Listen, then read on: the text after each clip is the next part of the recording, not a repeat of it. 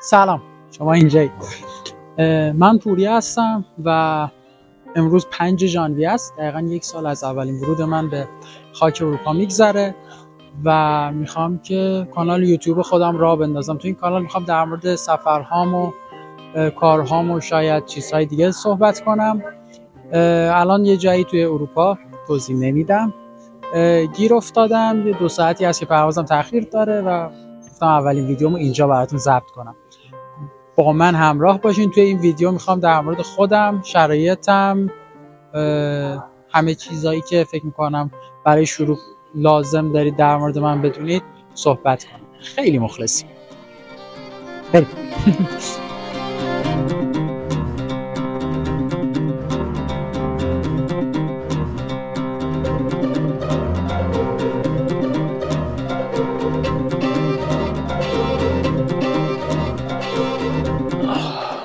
سلام. خب احتمالاً الان منو میشناسید، پس بذارید یکم مستقیم‌تر با هم صحبت کنیم. من پوریام، اینجا بالکن محل کار منه، دانشکده کامپیوتر دانشگاه لیوبلیانا. من معمولاً حدودای 10 صبح اینا میام اینجا میشینم، یه فنجون چای، قهوه، یه چیزی میخورم، یه کمی ریلکس میکنم. معمولا کارم ساعت 7:30 صبح اینجا شروع میکنم. 7 از خونه بیرون میام تا برسم 7:30 میشه. 7:30 کارم شروع میکنم. 10 یه بریک به خودم میدم تو این بالکن. ویو نسبتا خوبی داره به شهر و جنگل و بهارش خیلی خوشگله.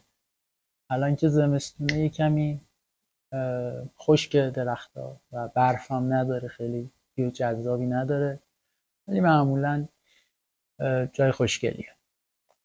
خب من گفتم میخوام بیشتر در مورد سفر باهاتون صحبت کنم، در مورد لایف استایل سفر، تجربیاتی که توی سفرهای مختلف به دست میارم، شاید هزینه هاش. گوشیم زنگ خورد. دلیل سفرهایی که میرم مختلفه، به خاطر دیدن رفیقای زیادی که متاسفانه یا خوشبختانه توی اروپا دارم. خیلی سفر میکنم به خاطر پروژه های مختلفی که داریم، خیلی سفر میکنم و سمینارهایی که شرکت میکنم. گاهن هم آخر هفته توی خود اسلوونی میچرخم و هدف اول من توی فیلم های اولی که قسمت های اولی که خواهید دید، این ویدیوهای آخر هفته‌ای خواهد بود. با فرهنگ اسلوونیایی ها، طبیعت اسلوونی با هم آشنا میشیم بیشتر و بعدش جای دیگر کشف میکنیم. امیدوارم که سابسکرایب کنید و امیدوارم که دنبال کنید، بهتون حال خوب بده و بتونید از اطلاعاتی که من توی این ویدیوها در اختیارتون میذارم استفاده کنید. خیلی مخلصیم. این ویدیو احتمالاً همچنان ادامه داره. خب از بالکن که برگردیم توی دفتر کار من، این نمای کلیه که میتونید ببینید.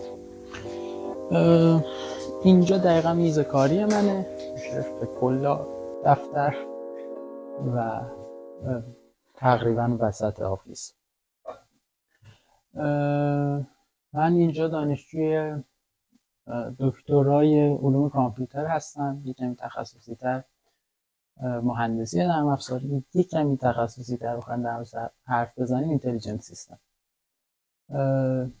ارشدم رو در دانشگاه تحصیل تکمیلی زنجان گرفتم. ارشدم فیزیک، یکم تخصصی ترش اختر فیزیک محاسباتی. بار چندم من پوریا هستم، متولد 1377، 25 ساله. اصالتا اهل استان سیستان و بلوچستان، شهرستان زابل، بخش جزیرک هستم، در بخش من جدیدن شهر شده. برای خودم متولد زاهدانم. مسیر زندگی شاید با یک انتخاب به نظر خودم درست، ولی شاید ریسکی، تغییر کرده و الان با همکارهای کامپیوتر ساینسی جلو میره. این میزی که میبینید این وسط هست، میز اصلی دفتر ماست که هممون دورش جمع میشیم در مورد کارامون صحبت میکنیم، در مورد دغدغه‌هامون صحبت میکنیم، قوانین اسلوونی تغییر پیدا کنه. اینجا ما در موردش صحبت میکنیم با هم دیگه، تو سرکله هم میزنیم. یه تجربه‌ای که من اینجا توی یک محیط مهندسی نسبت یک محیط علوم‌پایه محض‌تر مثل فیزیک داشتم اینه که اونجا خیلی آدم‌ها بیشتر تو سرکله هم میزنن و اصطلاحاً ارتباطاتشون قوی تره. خوشحالم که اینجا، خیلی خوشحالم که اینجا روی خیلی خوبی دارم. زندگی بر وفق مراد اینجی بیزو معرفی کنم. من خیلی علاقه خاصی به میزنم، امیدوارم که تصویر خیلی بیاد نمیشه. تو سرمایه رو فرق کلا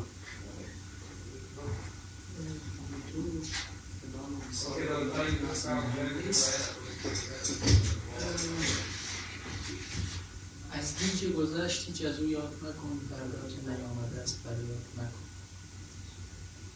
این رو دکتر مرادی دارم میگن که من اینجا چسبیدم. این ساعت منه که به خدا تمرین این بیرنبره رو به من کادو دادن رفیقای تحصیلات تکمیلی. مشخصا عاشق لگو هم و لگو دارم و این SL200 رو هم از موزه بنز خودم خریدم و این کنج مورد علاقه من شاید موقعیتی من توی دانشگاه. اینجا یه ویو 360 به شهر داره. این کسل قلعه لیوبلیاناست و اطراف رو هم که میبینید شهر لیوبلیانا پایتخت کشور اسلوونی. خودم تا حالا تو این ویو ندیده بودم. اینجا که قلعه لیوبلیاناست اعتقادشون اینه که توش اژدها زندگی میکرده و نماد شهر هم اژدها دراگونه و حالا نقاط مختلف دیگه ای هم داره. گفتم که توضیحاتی که میخوام در مورد مردم اسلوونی بدم رو اینجا بهتون بدم. مردم اسلوونی برعکس حالا یه سری آدم‌های دیگه توی اروپا خیلی سعی میکنن که باهاتون ارتباط بگیرن، بگو بخند کنن. خیلی انگلیسیشون خوب نیست ولی سعی میکنن باهاتون ارتباط بگیرن. توی خرید روزمره‌تون، ارتباطات روزمره‌تون به مشکلی نمیخورید. توی اسلوونی اکثرا انگلیسی بلدن و اگه بلد نباشن میفهمن چی میگید و با ایما اشاره اینها سعی میکنن که باهاتون ارتباط بگیرن. من خیلی خوشحالم واقعا که تو اسلوونی هستم. کشور خوبیه و خیلی چیزا داره برای نشون دادن و توضیح دادن، ولی فکر میکنم که برای ویدیو اول همین احتمالا حدود 10-12 دقیقه ویدیو خواهد بود و کافیه که منو بشناسید و بدونید که کجا هستم و نقطه شروعمون کجاست. نقطه شروعمون دقیقاً لیوبلیانا خواهد بود، شهری که حالا توی کریسمس همه شهرهای اروپایی تقریبا نورانی ترن ولی معمولا خیلی انقدر نورانی نیستن.